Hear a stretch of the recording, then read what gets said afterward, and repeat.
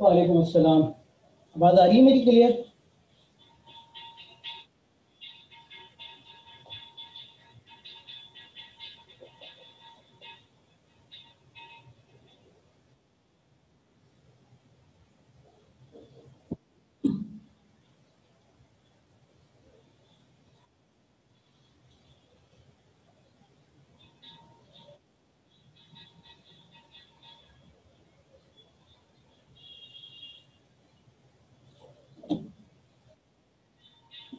एक दो मिनट रुक जाते हैं और फिर कुछ लोग और आ जाएं तो फिर स्टार्ट करते हैं।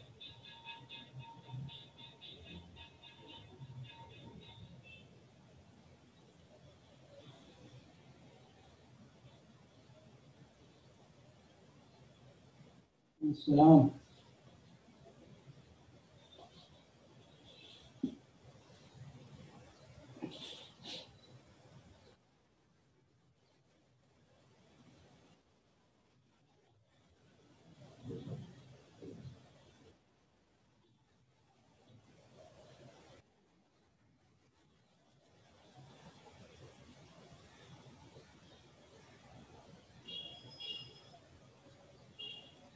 वालेकुम अस्सलाम।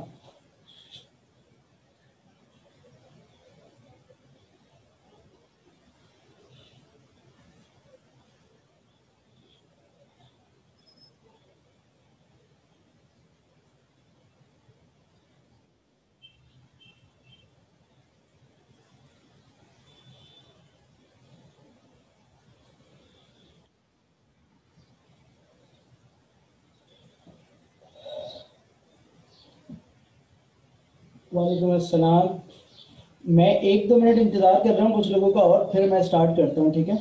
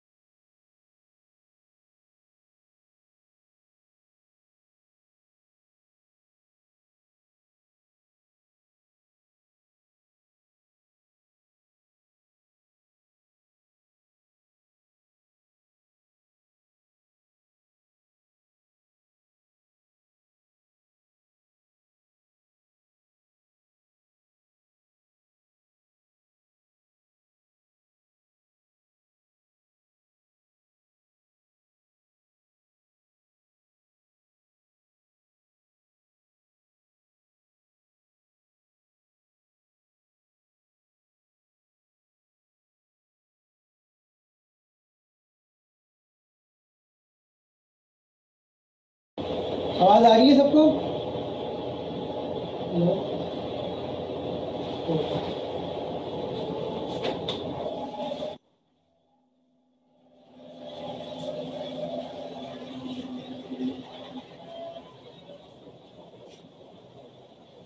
आवाज आ रही है सबको?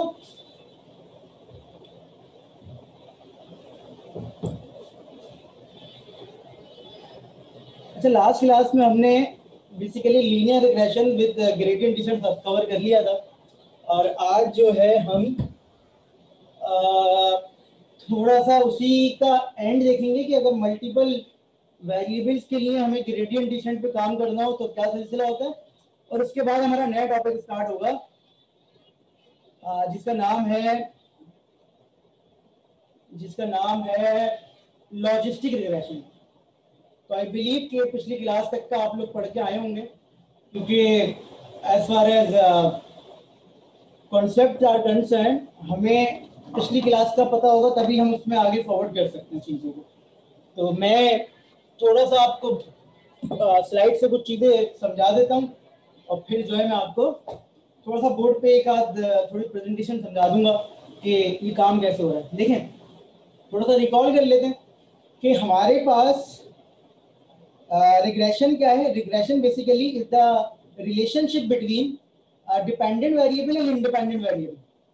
तो डिपेंडेंट वेरिएबल एक हो सकता है और इंडिपेंडेंट वेरिएबल जो होता है वो एक से ज्यादा हो सकता है। तो रिग्रेशन क्या है? एक रिलेशन है कि y is a function of x and y can be function of x and z and whatever। तो अब जो y है वो तो डिपेंडेंट वेरिएबल हो गया। जो इंडिपेंडेंट वेरिएबल है, अगर वो एक हो तो विद वन वेरिएबल हो रहा है, लेकिन अगर एक से ज्यादा हो कि आपका जो फंक्शन है वो एक से ज्यादा लोगों पर डिपेंड करता है, तो ये मल्टीपल वेरिएबल्स कहलाएगा। आप वेरिएबल्स को फीचर्स भी कह सकते हैं, आप वेरिएबल को एट्रीब्यूट्स भी कह सकते हैं, कि जैसे बारिश होने के चांसेस बताने आपने मुझे, तो वो किन किन चीजों पर डिपेंड करता है, ये वेरिएबल्स हो गए या एट्रीब्यूट्स हो गए या फीचर्स हो गए। ये बात हमारी पिछली क्लासेस में हो चुकी है। तो हमने पढ़ा कि अगर हमारे पास फंक्शन जो हो वो स्ट्रेट लाइन को फॉलो कर रहा हो, आई गेस आप लोगों को ये बात याद होगी कि अगर स्ट्रेट लाइन हो जिसमें डिग्री 1 हो तो वो कहलाता है लीनियर रिग्रेशन। और अगर हमने अभी मल्टी नॉन लीनियर रिग्रेशन तो पढ़ा नहीं है, लेकिन लीनियर रिग्रेशन की हमने बात की थी, तो हमने जितनी बात की है वो लीनियर रिग्रेशन की विद वन वेरिएबल की है। अगर हम थोड़ा सा रिकॉल कर लें कि हमारे पास इक्वेशन थी theta naught plus theta one x, where theta naught and theta one are my parameters जो कि लीनियर रिग्रेशन को कंट्रोल कर रहे हैं। थीटा नॉट थीटा वन हमने निकालने का तरीका सीखा ग्रेडियंट डिसेंट की मदद से, और डायरेक्ट मेथड भी सीखा। फिर हमने काफी सारी डिटेल में बात की पिछली क्लास में, काफी अच्छा हमने इसमें कवर कर लिया था, और फिर हमने इसकी कोड पे इंप्लीमेंट करके भी दिखा दिया आपको कि किस तरीके से आप कोडिंग में ये काम कर सकते हैं। वो जो लाइब्रेरी हमने कॉल की पूरी, उसके अंदर जो भी काम हो रहा है वो हमने सारा यहाँ पर थ्योरेटिकली समझ लिया था, आई बिलीव के समझ लिया था। ठीक है, अब बात आ जाती है कि जरूरी नहीं है कि जो आपका डिपेंडेंट वेरिएबल है वो एक ही चीज पर डिपेंड करे। अच्छा, ये चीज भी थोड़ी सी मैं बता चुका था लास्ट क्लास में, लेकिन मैं दोबारा से रिवाइज करवा रहा हूँ। जैसे ये है कि घर का जो साइज है इंडिपेंडेंट वेरिएबल है, और प्राइस जो है वो घर के डिपेंडेंट है। अगर आपका जो y है वो किसी एक चीज पे डिपेंडेंट हो तो आपकी इक्वेशन लीनियर इक्वेशन में सिंपल सी बनती है theta naught plus theta one x, where theta naught is my y intercept and theta one is my slope या ग्रेडियंट, और x क्या है मेरे पास, ये साइज जो कि इंडिपेंडेंट वेरिएबल है। ये तो सिंगल वेरिएबल की बात हो रही है, लेकिन फर्स्ट करें अगर आपका जो डिपेंडेंट वेरिएबल है जिसे आप y कहते हैं, जो चीज आपने प्रेडिक्ट करनी है वो चीज एक से ज्यादा लोगों पे डिपेंडेंट हो, तो फिर आपकी जो रिग्रेशन लाइन है वो मल्टी वेरिएबल कहलाती है। Multiple variables, multiple features. जैसे ये कह रहा है कि अब हम एक चीज को कंसीडर नहीं कर रहे। आपको मैंने पिछली क्लास में डेटा सेट दिखाया भी था, तो एक से ज्यादा चीजों पे डिपेंड कर सकता है। जैसे ये साइज पे भी डिपेंड कर सकता है, नंबर ऑफ बेडरूम पे भी कर सकता है, नंबर ऑफ फ्लोर्स पे भी कर सकता है, एज ऑफ होम पे भी कर सकता है।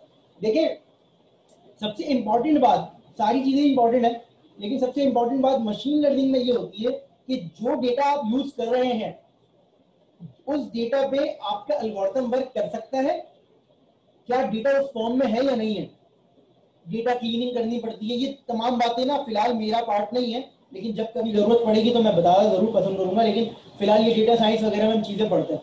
तो ये प्राइस जो है वो डिपेंडेंट है 4 लोगों पे। अब ये 4 फीचर जो है, क्या ये आर दे रियली इंपॉर्टेंट? अब ये फर्स्ट करें नंबर ऑफ बेडरूम, डेफिनेटली ये इंपॉर्टेंट है, नंबर ऑफ फ्लोर ये भी इंपॉर्टेंट है, लेकिन फर्स्ट करें यहाँ लिखा हुआ होता कि घर पे कलर कौन सा है, तो हो सकता है कलर भी इंपॉर्टेंट होता, लेकिन अगर हम सपोज करें जनरल बात करें तो कलर इतना इंपॉर्टेंट नहीं होता, घर का हम कलर दोबारा करवा सकते हैं, ठीक है। तो यहाँ पर एक फीचर और दिया हो, तो हमारी ये चॉइस होती है कि मल्टीपल फीचर्स में से भी हम कौन से फीचर यूज करना चाह रहे हैं और कौन से नहीं करना चाह रहे। मेरी बात समझ में आई? लेकिन अगर मल्टीपल फीचर्स के लिए मुझे लीनियर रिग्रेशन की लाइन ड्रॉ करनी होगी, अगर मल्टीपल फीचर्स के लिए मुझे लीनियर रिग्रेशन की लाइन ड्रॉ करनी होगी, तो वो लाइन कुछ इस तरह से बनेगी कि अगेन अगर मैं अपने डेटा को इस तरह से कह दूं कि ये तमाम मेरे पास जो है वो x1 से लेके सो ऑन, मतलब अगर मैं कहूं कि ये तमाम जो है ना फीचर्स रॉ वाइज, बिल्कुल रॉ वाइज ये फीचर कहलाएंगे x1 x2 x3 x4, x1 x2 x3 x4, तो y is dependent on x1 x2 x3 x4। तो इसको लिखने का तरीका मैं थोड़ा सा आपको एक्सप्लेन कर देता हूं, ताकि आप अगर फॉर्मली होके लिखें इसको कहीं पर अपनी कॉपी में रजिस्टर में, तो वो आपको समझ में आ जाए। तो मैं जरा अपना व्हाइट बोर्ड शेयर कर रहा हूँ आपके साथ, तो आपको होपफुली ये बात समझ में आ जाएगी कि मैं क्या बात करने की कोशिश कर रहा हूँ, ठीक है।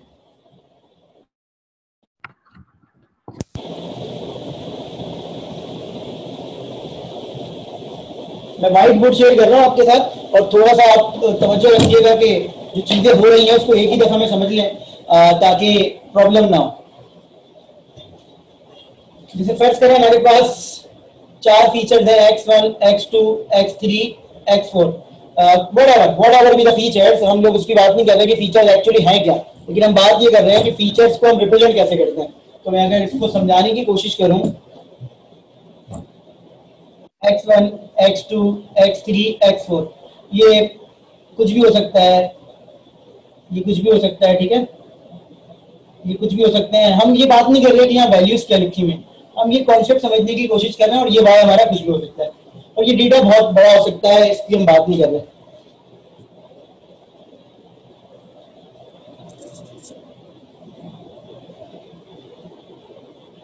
और क्या कह रहे हैं आप?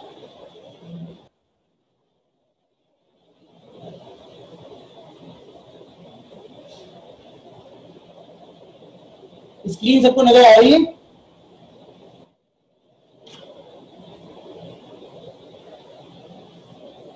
आ तो रही है बेटा, ठीक है, आ तो रही है नजर।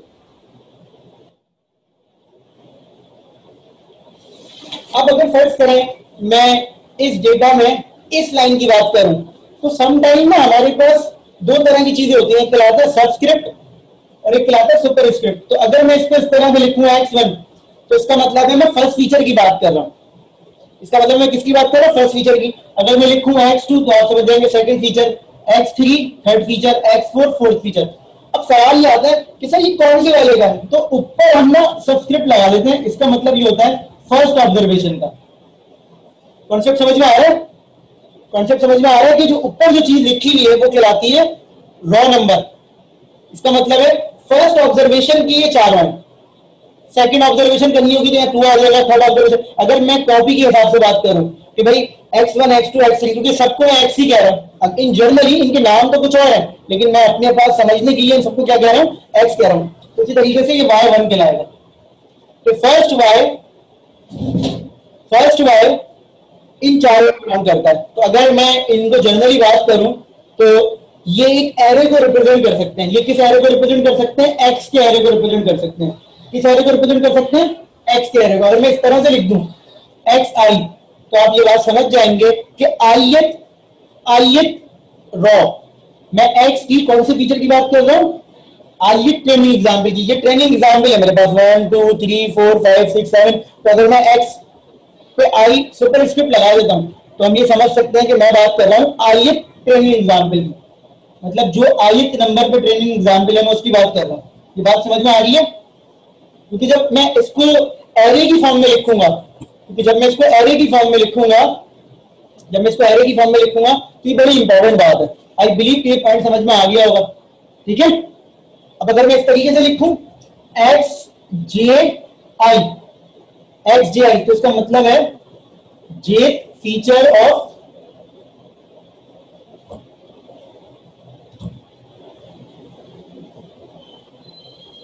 ये ट्रेनिंग एग्जाम्पल, ठीक है ना। तो इस तरीके से हमें ये पॉइंट समझ में आ रहा है, आई बिलीव के समझ में आ रहा होगा, ऐसा ही है ना। अगेन अगर मैं एरे की फॉर्म में लिखने की, जो मैट्रिक्स की फॉर्म में लिखने की कोशिश करूं, तो मैं इसको इस तरह से भी लिख सकता हूं कि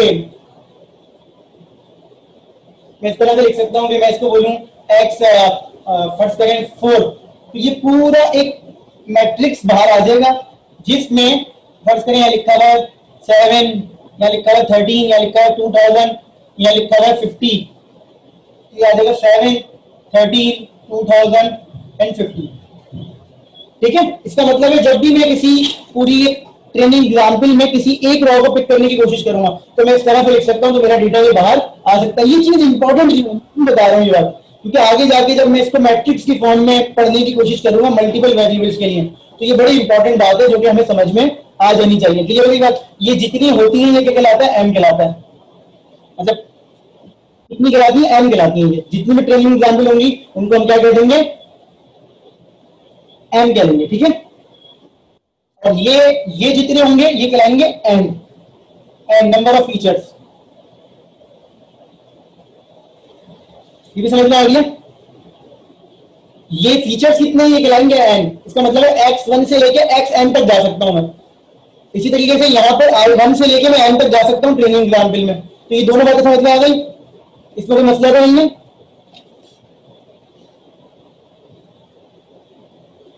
तो अब जो है ना, अब सिलसिला ये है कि सर जब आपने ये बात कह दी तो अब आपकी जो रिग्रेशन की लाइन है, अब जो रिग्रेशन की लाइन है आपकी, वो रिग्रेशन की लाइन आपकी सिंपल सी ये नहीं रही, क्योंकि आप इसको अगर हाइपोथेसिस की फॉर्म में पढ़े, जो कि स्लाइड में भी जैसे लिखा हुआ है एज थीटा एक्स, तो theta naught plus theta one x.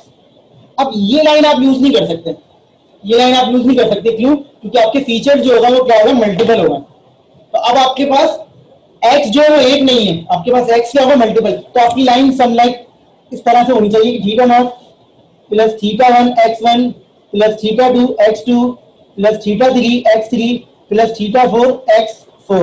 I believe कि समझ में आ रहा होगा। ठीक है ना, बिल्कुल ऐसा ही है, बिल्कुल ऐसा ही है। ठीक है ना। अब ये थीटा से लेके थीटा नॉट से लेके थीटा फोर तक ये आपके पास मालूम करना है आपको।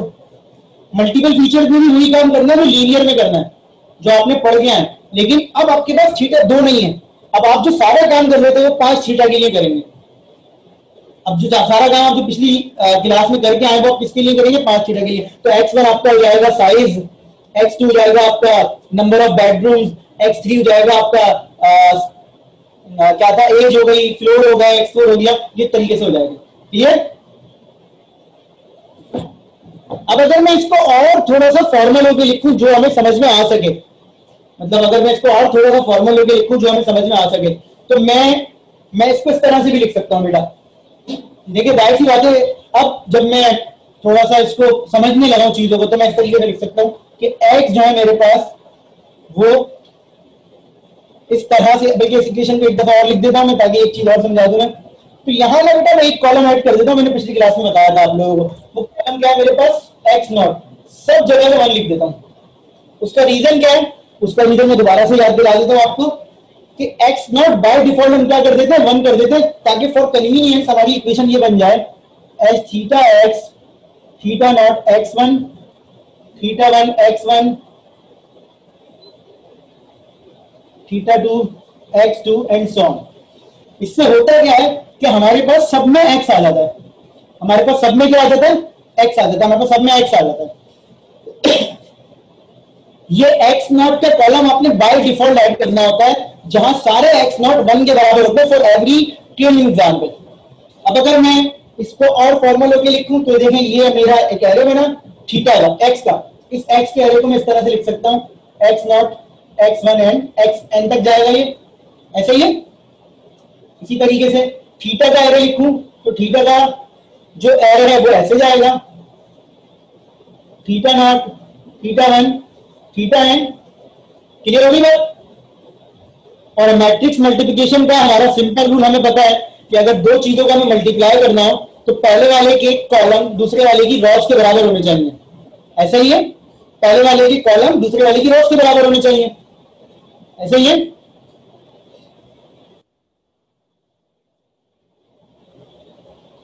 पहले वाले की कॉलम दूसरे वाले की रॉस के बराबर होने चाहिए। तो इसका मतलब है मैं इसको इस तरह से लिख सकता हूं कि एस थीटा एक्स बराबर है थीटा ट्रांसपोज एक्स। इस पूरे को मैंने एक्स कह दिया, इस पूरे को मैंने थीटा कह दिया। थीटा को ट्रांसपोज एक्स से मल्टीप्लाई कर दो तो आपकी इक्वेशन बन जाएगी। क्या कहते हैं, समझ में आई मेरी बात?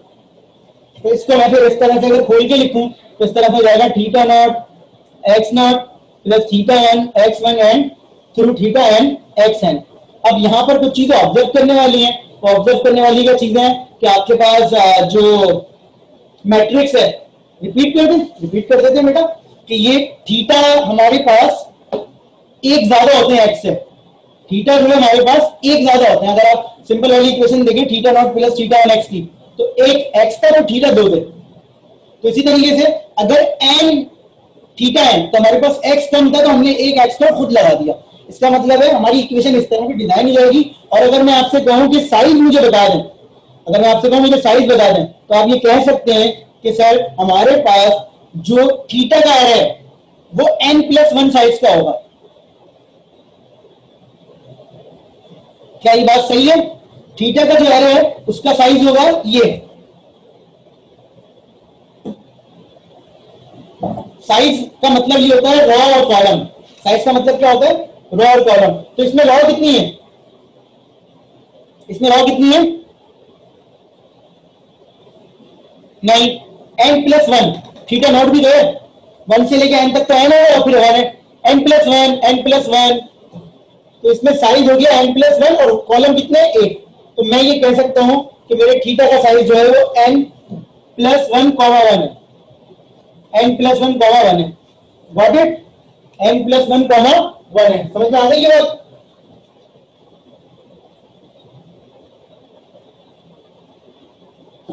कोई सवाल तो नहीं है इसमें? तो देखिए ये कहलाती है मैट्रिक्स के जरिए से आप, ये कहलाती है मल्टीवेरिएट लीनियर रिग्रेशन। क्या कहलाती है? Multivariate linear regression. ये थोड़ा बहुत ना मेरी स्लाइड में मौजूद है, तो बाकी तो हम समझ ही रहे हैं चीजों को।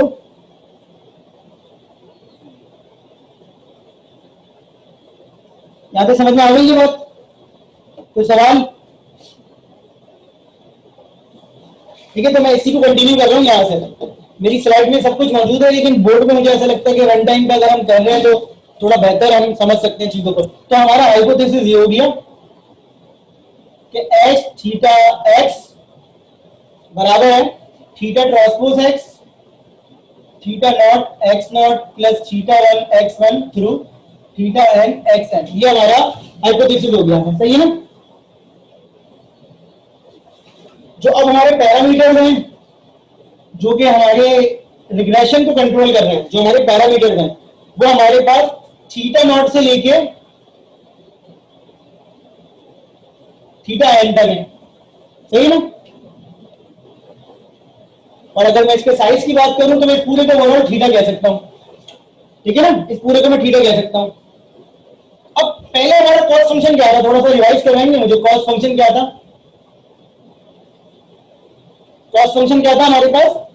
जे of theta naught comma theta one. ऐसा ही था हमारा कॉस्ट फंक्शन। ऐसा ही था ना सर?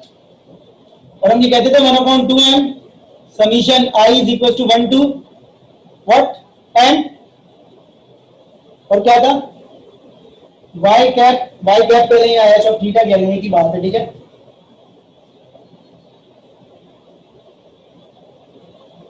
ऐसे ही था, यही था कॉस्ट फंक्शन। 1/2m था। कॉस्ट फंक्शन की बात कर रहा हूं, कॉस्ट फंक्शन की। ठीक है, ग्रेडियंट डिस्टेंस वाले फॉर्मूले की बात नहीं कर रहा। Don't mix all the things. ये समझ में आ गई बात? अब हमारे पास ये सिर्फ दो नहीं है, हमारे पास कितने हो गए? हमारे पास ये बहुत सारे हो गए। थीटा नॉट थीटा वन नहीं है हमारे पास, हमारे पास बहुत सारे थीटा हो गए। थीटा एन, इसको मैं इन जनरली ये कह सकता हूं, इसको मैं इन जनरली जे ऑफ थीटा कह सकता हूं। ठीक है ना? तो थीटा, जब भी हम थीटा लिखूंगा ना, थीटा का मतलब अभी समझेंगे एक array. Depending upon my data set, array का साइज आप बताएंगे। अगर आपके डेटा सेट में 5 फीचर्स हैं तो आप बोलेंगे सर थीटा में 6 होंगे। मेरी समझ में नहीं आ रहा है स्क्रीन छोटी आने का मतलब क्या है?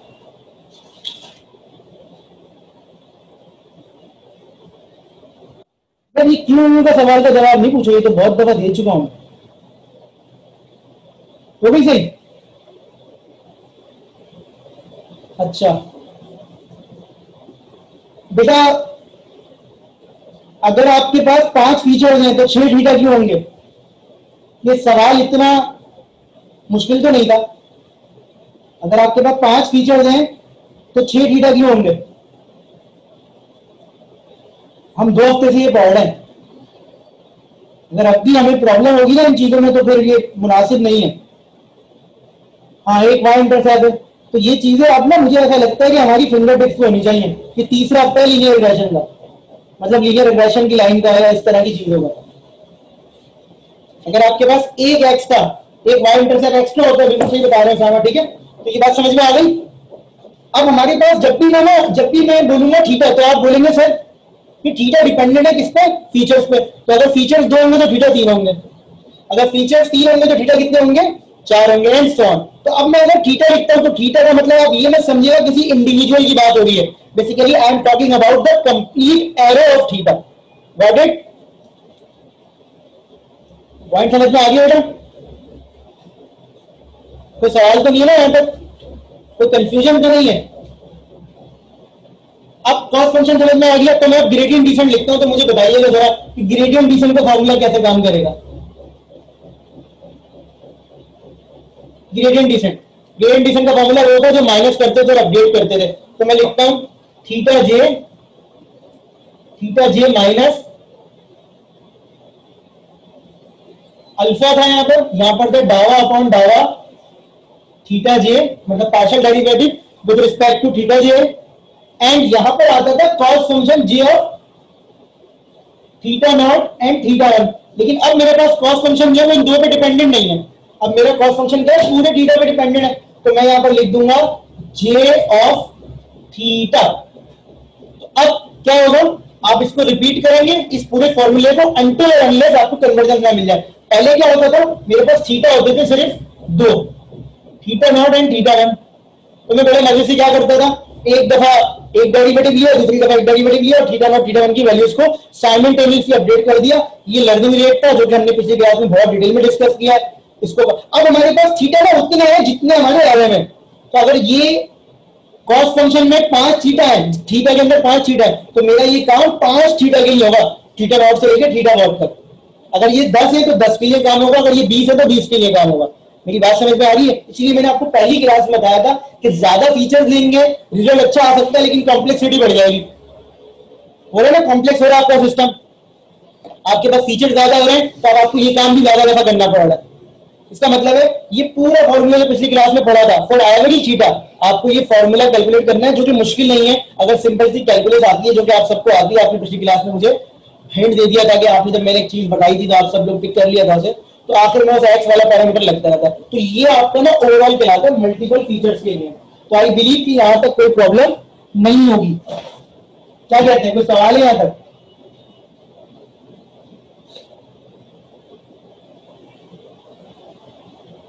अब जाहिर सी बात है मेरे पास बोर्ड पे लिखने की जगह नहीं है, तो मैं स्क्रीन बंद करके आपको स्लाइड पे इसका वो दिखा देता हूं। ये देखिएगा सर, ये देखिएगा, यही चीज मैंने स्क्रीन पे लिखी हुई थी। अब ये जो कॉस फंक्शन है ना, ये वाला, ये जो ग्रेडियंट डिसेंट है, इसको देखें फॉर एवरी थीटा इन्होंने ये लिखा हुआ, ये नीचे देखिएगा, ये वाली राइट साइड पे देखिएगा। पहले ग्रेडियंट डिसेंट सिर्फ थीटा नॉट और थीटा वन के लिए काम करता था। I am talking about linear regression with one variable. ये लेफ्ट हैंड साइड है linear regression with one variable. ये दोनों फॉर्मूलाज हमने ड्राइव किए थे। अगर आपको याद नहीं है तो आप जाके पढ़िएगा। ये partial derivative with respect to theta naught था, ये partial derivative with respect to theta one था। इसमें 2 से 2 कैंसिल हो जाता है क्योंकि पावर लगी होती है। मतलब ये हम सारा काम करके आए थे। यहाँ पर एक्स था और x1 लिखा हुआ था। क्यों लिखा हुआ था x1? क्योंकि x एक ही था। यहां पर ये देखिए इस फॉर्मूले में, ये ग्रेडियंट डिसेंट आप थीटा नॉट से लेके थीटा टू तक सबके लिए खोलेंगे। तो देखिए, अगर मैं आपसे कहूं कि थीटा नॉट के साथ कौन आता है, थीटा नॉट के साथ कौन आता है, थीटा नॉट के साथ कौन आता है, एक्स नॉट। तो अगर मैं यहां एक्स नॉट लिखूं, सॉरी हाँ यही लिखूंगा, एक्स नॉट की वैल्यू क्या है,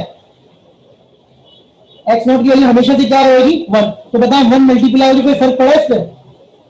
नहीं पड़ा ना, नहीं पड़ा। मैं हटा रहा हूं उसको यहां से। लेकिन यहां देखें इस पैटर्न को उन्होंने फॉलो किया है, आप इसकी कैलकुलेस अगर करना चाहें तो आप कर सकते हैं। इस पैटर्न को उन्होंने यहां लगा दिया कि x0, x1, x2, x3 and so on.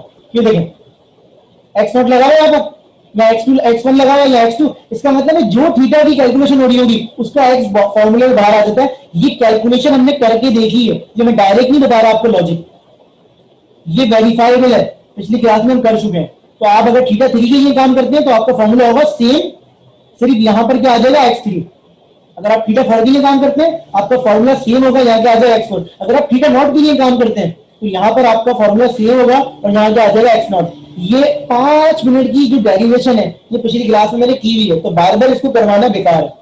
Concept समझ में आ गया? तो cos function gradient descent multiple variable के लिए मुश्किल नहीं है, सिर्फ काम ज्यादा हो रहा है। ये देखें, ये 2 काम कर रहे थे आप पीछे, अब आप ये काम उतनी दफा कर रहे हैं जितने आपके पास थीटा है। फॉर एवरी आइट्रेशन सपोज आपके पास 10 आइट्रेशन है, तो हर आइट्रेशन में आपको जितने थीटा उनके लिए काम करना पड़ेगा।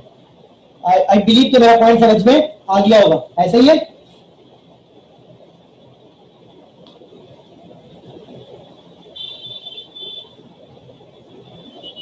अच्छा, समटाइम्स ना हमारे लिए फीचर स्केलिंग बड़ी इंपॉर्टेंट है। फीचर स्केलिंग का मतलब ये होता है कि यार अलग अलग आपके पास ना डिपेंडेंट वेरिएबल है और इंडिपेंडेंट वेरिएबल है। जो आपके पास इंडिपेंडेंट वेरिएबल वो आपस में उनमें कितना मतलब वेरिएशन है। मतलब मैं मिसाल इस तरह की दूं कि आप किसी चीज के डिपेंडेंट होने पे काम कर रहे हैं लेकिन आपके फीचर्स अलग अलग तरह के हैं। मतलब क्या, ये देखें लेफ्ट हैंड साइड को देखिएगा, आपका पहला फीचर है साइज, और सपोज कर लें कि आपके डेटा सेट के अंदर मैक्सिमम साइज जो है घर का वो 2000 तक है। कहां पर है ये तो नहीं पता, लेकिन मैक्सिमम साइज आपका कितना है 2000 तक। मेरी बात समझ में आ रही है? मैक्सिमम साइज कितना है 2000 तक का। इसका मतलब वेरिएशन जो हो रही है वो 0 से लेके 2000 तक हो सकती है। और नंबर ऑफ बेडरूम जो है उसमें मैक्सिमम नंबर ऑफ जो रूम है वो कितना है 5। अब अगर मैं एक कॉलम डिलीट करूं, ये वाला कॉलम, तो इस कॉलम में देखिए कितनी बड़ी बड़ी वैल्यूज है, छोटी भी है। लेकिन इस कॉलम में जो है 1 से लेके 5 तक की वैल्यूज है, और इस कॉलम में क्या है 1 और 2 और 3 की वैल्यूज है। तो इन डेटा के अंदर भी आपस में फीचर्स में देखिए कितनी वेरिएशन है। ये बात समझ में आ रही है? आपका डेटा जो है ना सेम स्केल पे होना चाहिए अच्छे रिजल्ट के लिए। आपका डेटा सेम स्केल पे होना चाहिए अच्छे रिजल्ट के लिए। ये देखिएगा, जब मैं कॉस फंक्शन निकालूंगा तो इस तरीके से काम करेगा। अगर मैं थीटा1 और थीटा2 के लिए काम करूंगा तो देखिए थीटा1 में चेंजेस आ रहे होंगे ज्यादा, लेकिन थीटा2 में चेंजेस नहीं आ रहे होंगे क्योंकि थीटा2 का वेरिएशन ही बहुत कम है। आई बिलीव कि मेरा पॉइंट समझ में आ गया होगा। अगर डायग्राम समझ में नहीं भी आए, पॉइंट समझ में आ रहा है। थीटा1 क्या है मैं एक्सप्लेन कर रहा हूं, मैं बनाना भी सिखाऊंगा, रुक जाए। पहले मेरा पॉइंट समझने की कोशिश करें, ये फॉर्मूला है आपका, ये फॉर्मूला है, इस फॉर्मूले को देखिए, ये आपने फॉर्मूला बना लिया, सही है। ये फॉर्मूला आपने बना लिया, अब आपको इसके अंदर क्या पुट करने हैं, फीचर्स। ऐसा ही है ना? नहीं तो आपने x0 जो है 1 है, x1 आपका 0 से लेके 2000 तक अंदर हो सकता है। 1 मिनट दे दे मुझे, ये बात मेरी बात पूरी कंप्लीट हो जाएगी ना तो इंशाल्लाह समझ में आ जाएगा, ठीक है। वेरिएशन डिपेंडेंट इंडिपेंडेंट वेरिएबल भी डिपेंड करती है। 1 मिनट दे दे बस। ये x1 जो है 0 से लेके 2000 तक आ सकता है, ऐसा ही है। ये थीटा1 से मल्टीप्लाई होगा, कोई ना कोई थीटा1 आप निकालेंगे, ऐसा ही है। इसी तरीके से ये x2 जो है इसकी वैल्यू 1 और 5 के दरमियान में, ये थीटा2 से मल्टीप्लाई होगा। जब 1 और 5 से कोई चीज मल्टीप्लाई होगी और 2000 से कोई चीज मल्टीप्लाई होगी तो इसका इंपैक्ट ज्यादा आएगा, इसका इंपैक्ट क्या आएगा, कम आएगा, ऐसे ही है ना। क्योंकि थीटा1 और थीटा2 हमें पता है स्मॉल ही होते हैं, मतलब करीब करीब की होते हैं, ऐसा नहीं है कि हजारों लाखों में होते हैं। ये तो हमें पता है ना, तो मतलब हमने देखा भी है।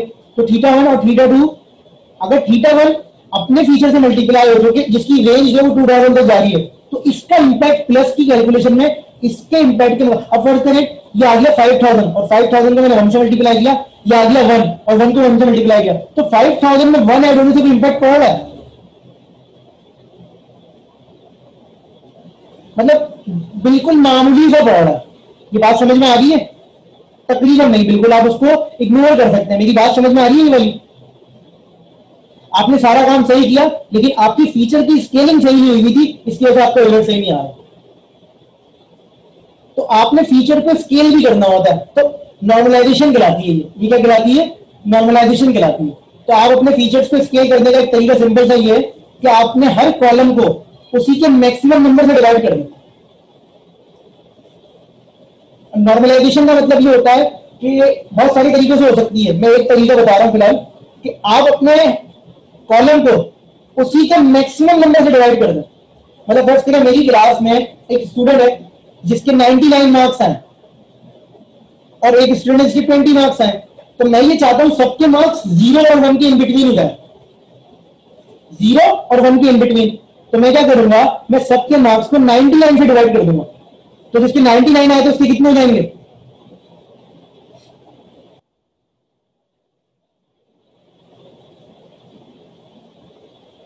जी 1 हो जाएंगे, 100 नहीं, परसेंटेज नहीं निकालना, 1 हो जाएंगे, ठीक है ना? तो 1 हो जाएंगे, इसका मतलब है अब, और जिसके सबसे कम थे उसके 0 को अप्रोच करेंगे। तो अब मेरे तमाम फीचर जो 0 और 1 के बिटवीन आ जाएंगे। तो नंबर ऑफ बेडरूम वाले को सबसे बड़े नंबर से डिवाइड कर दूंगा, फ्लोर वाले को सबसे बड़े फ्लोर से डिवाइड कर दूंगा, तो सारे फीचर 0 और 1 की रेंज में आ जाएंगे। अब ये 0 और 1 जो है एक छोटी रेंज है। मेरा पॉइंट समझ में आ गया? एक तरीका ये है, एक तरीका ये देखिए, मशीन लर्निंग ना सिर्फ खेल है कि आप किस तरीके से अपने अपने डेटा सेट के साथ खेलते हैं। अगर आपका डेटा सेट ही, मैंने आपसे आज क्लास में टारगेट दिया था कि आप लोगों ने अपना डेटा सेट लेके आना है। अब आपको यही नहीं पता कि आपका डेटा सेट आपके एल्गोरिथम पे लग सकता है नहीं लग सकता है। स्टूडेंट मुझे कहता है कि सर मैं इस पर डिसीजन ट्री लगाऊंगा, डिसीजन ट्री, और वो डेटा डिसीजन ट्री की फॉर्म में ही नहीं है, तो फिर एंड में फंस जाएगा वो स्टूडेंट। एक स्टूडेंट कहता है कि मैं सर इस पर लीनियर रिग्रेशन लगाऊंगा, और वो डेटा जो है वो डिस्क्रीट डेटा है। तो इसीलिए डेटा की जो प्रिपरेशन है ना वो बड़ी इंपॉर्टेंट है। अभी हम क्या पढ़ रहे हैं? मशीन लर्निंग का एल्गोरिथम। अगर हमें ये पढ़ना होता कि डेटा किस तरह से तैयार करते हैं तो हम वो भी पढ़ सकते हैं, लेकिन जाहिर सी बात है हमारा फोकस इस कोर्स में किस पे है? मशीन लर्निंग के एल्गोरिथम पे। डेटा साइंस का कोर्स होता है, आप उसमें पढ़ते हैं, ठीक है? ये मैं सिर्फ इसलिए बता रहा हूँ कि थोड़ी सी बात हुई है। आपके पास एक डेटा है, आउटलायर है उसके अंदर, आउटलायर भी आपके डेटा को खराब करता है। आउटलायर का मतलब क्या होता है? जो आउट ऑफ लिमिट हो। ये मीटिंग एंड हो रही है, आप लोग फौरन ज्वाइन कर रहे हैं, ठीक है? आप लोग फौरन ज्वाइन कर रहे हैं, ये मीटिंग एंड हो रही है, आप लोग फौरन ज्वाइन कर रहे हैं। मैं बताता हूं, उसामा बता रहा हूं।